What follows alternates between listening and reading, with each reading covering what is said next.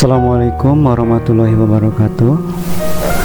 Kita bertemu kembali di pelajaran PAIBP dengan bab baru, yaitu bab munakahat, tentang ketentuan pernikahan dalam Islam. Tujuan pembelajaran pada pertemuan kali ini yang pertama adalah menjelaskan tentang pengertian pernikahan.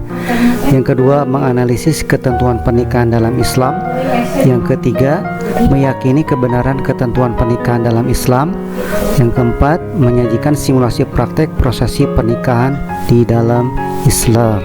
Motivasi belajar pada pertemuan kali ini yaitu dengan mempelajari materi ketentuan pernikahan dalam Islam, peserta didik diharapkan memahami tentang aturan pernikahan dalam Islam seperti rukun, syarat, hak, dan kewajiban dalam pernikahan.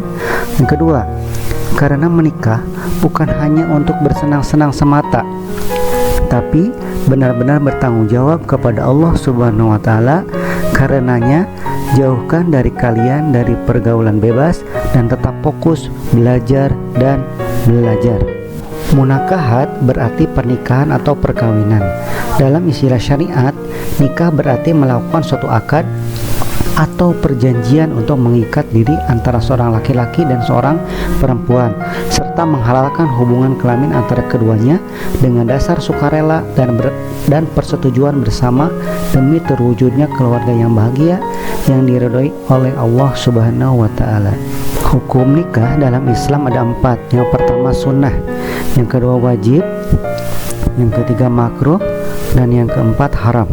Tujuan pernikahan yang pertama adalah untuk memperoleh rasa cinta dan kasih sayang. Yang kedua, untuk memperoleh ketenangan hidup.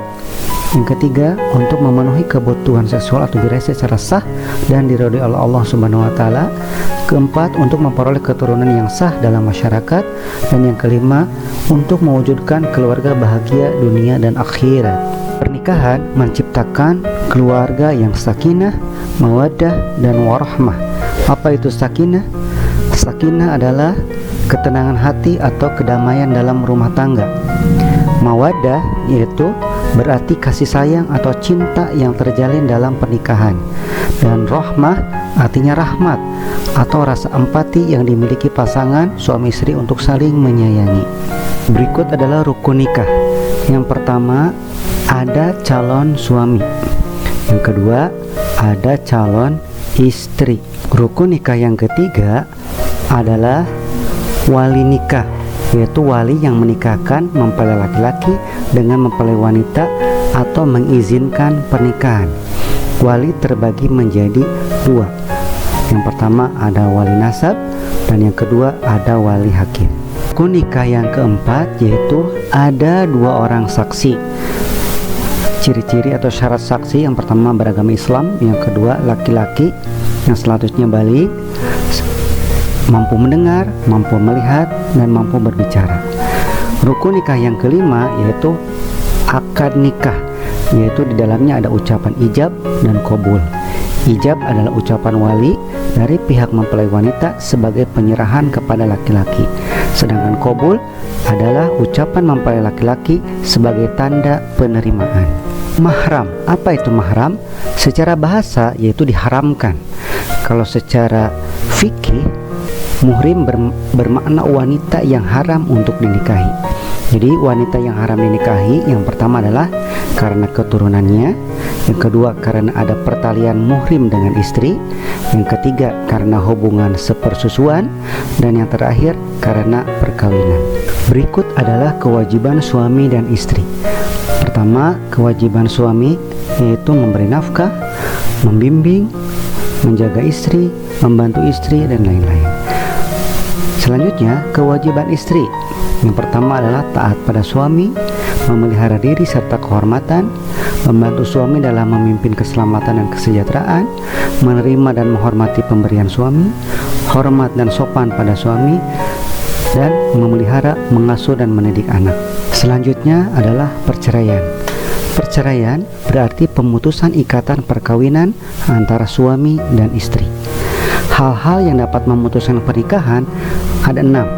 Yang pertama adalah pasakh, yang kedua ada li'an, yang ketiga khulu, keempat ila, kelima jihar, dan terakhir yang keenam adalah talak. Iddah, apa itu iddah? Yaitu masa menunggu bagi istri yang ditinggal mati atau bercerai dari suaminya untuk bisa menikah kembali. Berapa lama masa iddah? 1. Karena suami wafat, yaitu 4 bulan 10 hari bagi istri yang tidak hamil, baik sudah bercampur atau belum. Yang kedua, sampai melahirkan jika istri sedang hamil. Yang kedua, karena talak atau pasaj dan khulu. Yang pertama adalah tidak ada iddah bagi istri yang belum bercampur. Yang kedua, bagi yang sudah bercampur, yaitu 3 kali suci bagi yang masih menstruasi, 3 bulan bagi yang sudah berhenti menstruasi, dan sampai melahirkan bagi istri yang sedang hamil. Selanjutnya adalah rujuk. Rujuk berarti kembalinya suami kepada ikatan pernikahan dengan istrinya yang dicerai dalam masa iddah. Rukun rujuk yang pertama adalah istri sudah bercampur dengan suami yang mentalaknya dan masih berada dalam masa iddah. Yang kedua, keinginan rujuk suami atas kehendak dirinya sendiri. Ketiga, ada 2 orang laki-laki yang adil sebagai saksi. Dan yang keempat, ada sigot atau ucapan rujuk. Hukum rujuk ada 4. Yang pertama wajib, yang kedua sunnah, yang ketiga makruh, dan yang keempat hukumnya haram. Hikmah pernikahan. Yang pertama, pernikahan merupakan cara yang benar, baik dan diridhoi Allah Subhanahu wa taala untuk memperoleh anak serta mengembangkan keturunan yang sah. Yang kedua, melalui pernikahan suami istri dapat mempunyai rasa tanggung jawab membaginya dalam rangka memelihara, mengasuh dan mendidik anak-anaknya. Dan yang ketiga, menjalin hubungan silaturahmi antara keluarga suami dan keluarga istri. Baik, kesimpulannya adalah yang pertama, pernikahan adalah ikatan lahir dan batin antara seorang laki-laki dan perempuan untuk hidup bersama dalam suatu rumah tangga melalui akad yang dilakukan menurut aturan hukum syariat Islam. Yang kedua, hukum pernikahan dapat berubah disebabkan pada keadaan tertentu, mulai dari wajib, sunnah, mubah, makruh, dan haram. Ketiga, rukun pernikahan ada 5, yaitu calon suami, calon istri, wali, 2 orang saksi laki-laki, dan yang terakhir adalah ijab qabul atau akad. Terima kasih, mudah-mudahan bermanfaat. Wassalamualaikum warahmatullahi wabarakatuh.